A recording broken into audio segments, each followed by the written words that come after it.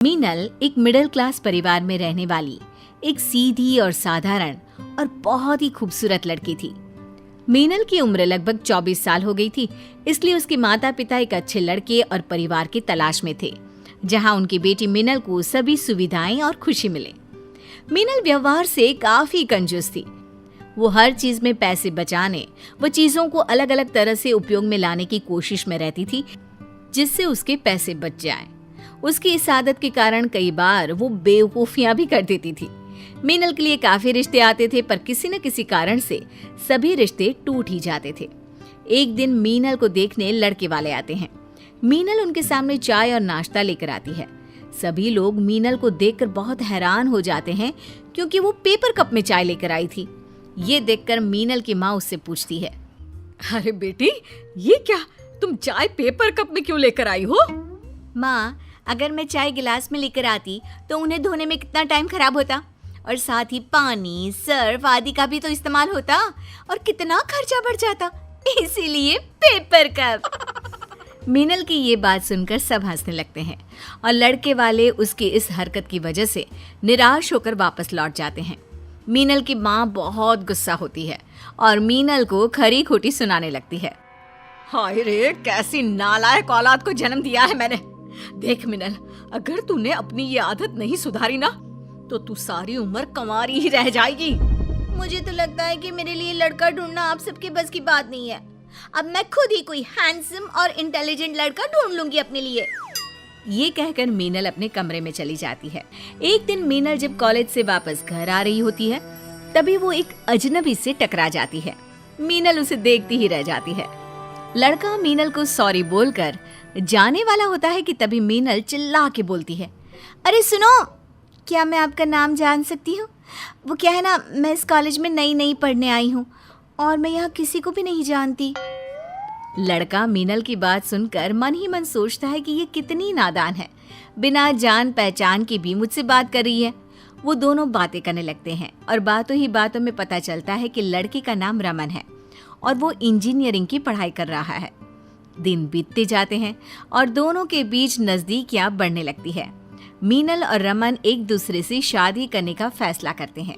दोनों के माता पिता एक दूसरे से मिलते हैं और मीनल की शादी रमन से हो जाती है।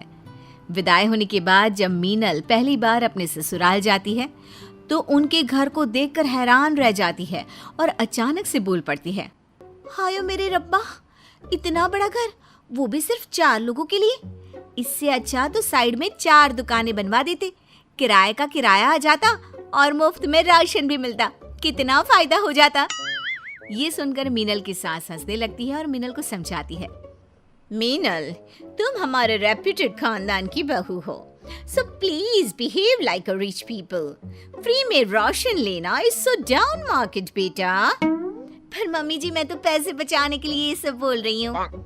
रमन प्लीज, तुम अपनी पसंद का लाया हुआ टेप रिकॉर्ड बंद करोगे या मेहमानों के सामने मेरी नाक खटवा के रहोगे? वो मॉम, आप तो जानती हो कि मीनल की बात भी सही है, बस उसे ध्यान रखना चाहिए कि कब क्या बोलना है। इतना कहकर रमन और मीनल अपने रूम में चले जाते हैं। दिन ढल जाता है और रात को मीनल सबके लिए आलू की सब्जी और पूरी बनाती है। सब लोग खाना खा लेते हैं। तब मीनल की सास बोलती है, मीनल बेटा, ये एक्स्ट्रा सब्जी बाहर डॉग्स को दे दो। क्या? नहीं मम्मी जी, ये सब्जी कुत्तों को क्यों डाल दी है? सुबह इस सब्जी से पराठे बना दूंगी ना। क्या? नाश्ते में पराठे? हाँ मम्मी जी, मेरे मायके में तो हम रोज नाश्ते में रात के बचे हुए आटे से पराठे ही बनाते हैं। Oh my God, this is so middle class. And please Meenal, कुत्ता नहीं डॉग बोला करो, कुत्ता इज सो चीप। वैसे मैं तुम्हें बता दूं कि हमारे घर में नाश्ते में सिर्फ सैंडविच एंड जूस ही बनता है, सो प्लीज कल सुबह यही बनाना। ये कहकर मीनल की सास वहां से चली जाती है। दिन बीतने लगते हैं। एक दिन मीनल की सास को खांसी हो जाती है। वो खांसी की दवाई लेने मीनल के कमरे में जाती है। मेज पर उन्हें दवाई की शीशी मिल जाती है और वो झट से दवाई पी लेती है। दवाई पीते ही मीनल की सास का पेट खराब हो जाता है। वो बहुत परेशान हो जाती है और जाकर अपने बेटे को सारी बात बताती है। मॉम, पर ये कैसे पॉसिबल है? खांसी की दवाई खाने से पेट खराब कैसे हो सकता है? बेटा मैं तो खुद ही सोच रही हूँ कि हाउ इज दिस पॉसिबल। बेटा प्लीज डोंट माइंड, बट इसमें भी ना मिनल ने कुछ ना कुछ पैसे बचाने का बेकार सा तरीका सोचा ही होगा। मॉम प्लीज हर बात में मिनल को मत ले आया करो। हाँ मतलब थोड़ी मिडिल क्लास हरकतें करती है, पर उसका इरादा तो ठीक ही होता है ना। ओ प्लीज, उसकी तरफदारी तो तुम मत ही करो। रात की बची सब्जी के पराठे बनाती है वो, कबाड़ी वाले के पीछे 2 रुपये के लिए गली में भागती है, वो भी नंगे पैर। सब्जी वाले से मिर्ची और धनिया फ्री में लेने के लिए लड़ पड़ती है। अरे मॉम प्लीज बस भी करिए ना, उसकी कमियां निकाल कर थक नहीं जाती क्या आप? तभी वहां मीनल भी आ जाती है। मीनल के आते ही रमन चुप हो जाता है, पर मीनल की सास चुप नहीं होती। देखो रमन, मेरी मिडिल क्लास बहू आ गई। मीनल डार्लिंग, इस बार कौन से मिडिल क्लास काम को अंजाम दिया है तुमने? मम्मी जी, मैंने कोई मिडिल क्लास काम नहीं किया। मैं तो सिर्फ ये पेन लेने गई थी। वो दुकानदार 9 रुपए के 5 पेन दे रहा था, साथ में स्कीम भी थी। पेन खराब निकलने पर सारे पैसे वापस। देखा रमन बेटा, मीनल स्कीम वाले पेन लाई हैं, वो भी 9 रुपए के 5 pen. How cheap and it's just so middle class. तभी मीनल की सास की तबीयत और खराब होने लगती है, उसे उल्टियां होने लगती है। ये देखकर मीनल फटाफट तुलसी और अजवाइन का काढ़ा बनाकर ले आती है और अपनी सास को जबरदस्ती काढ़ा पिला देती है। काढ़ा पीते ही मीनल की सास बिल्कुल ठीक हो जाती है और ठीक होती ही वो मीनल पर चिल्ला उठती है। यू डफर, डॉक्टर के पास ले जाने के बजाय तुम मुझे काढ़ा पिला रही हो। This is so down market. Mom पर आप बिना डॉक्टर के कंसर्न से काढ़ा पी के भी तो ठीक हो गई ना।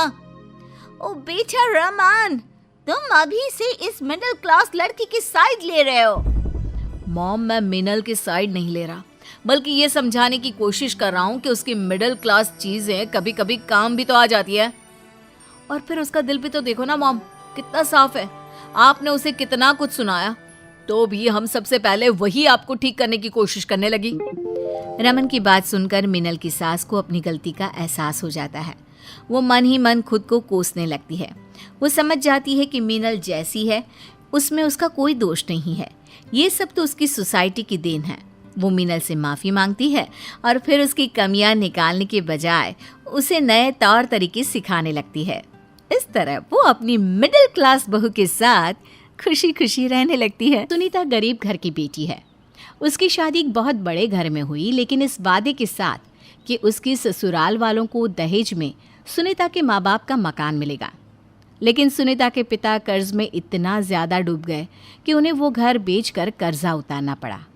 जब ये बात सुनीता की सास विमला को पता चली तो उनके अंदर गुस्से का बवंडर फूट गया और उन्होंने अपना सारा गुस्सा सुनीता के ऊपर उतार दिया। सुनीता, तेरे बाप को शर्म नहीं आई? उसने वादा किया था कि जिस घर में रहता है वो घर मेरे बेटे कौशल के नाम कर देगा, और अब चुपचाप उस घर को बेचकर भाग गया। माँ जी, मेरे पिताजी के ऊपर बहुत कर्जा हो गया था, इसलिए मजबूरी में उन्हें वो घर बेचना पड़ा। अब अपने बाप के कारनामों की सफाई मत दे। लेकिन उस घर का पैसा तेरे बाप ने नहीं दिया, तो वो पैसा मैं तुझसे वसूल करके रहूंगी। आज के बाद घर का सारा काम तू करेगी और इस घर में नौकरानी बनकर रहेगी, समझी? अब सुनीता घर का सारा काम करती है, लेकिन फिर भी उसकी सास और ननद शिल्पा उसे पेट भर खाने को भी नहीं देते। शिल्पा का पति विनोद भी उसी घर में रहता है। वो सभी मिलकर सुनीता के ऊपर बहुत अत्याचार करते हैं। एक बार सुनीता का पति 2 दिन तक घर नहीं आया। सुनीता, भैया कहाँ है? वो पिछले 2 दिन से घर नहीं आए। दीदी, मुझे नहीं पता कहाँ है वो। मैं खुद रात भर जाकर उनका इंतज़ार करती रही।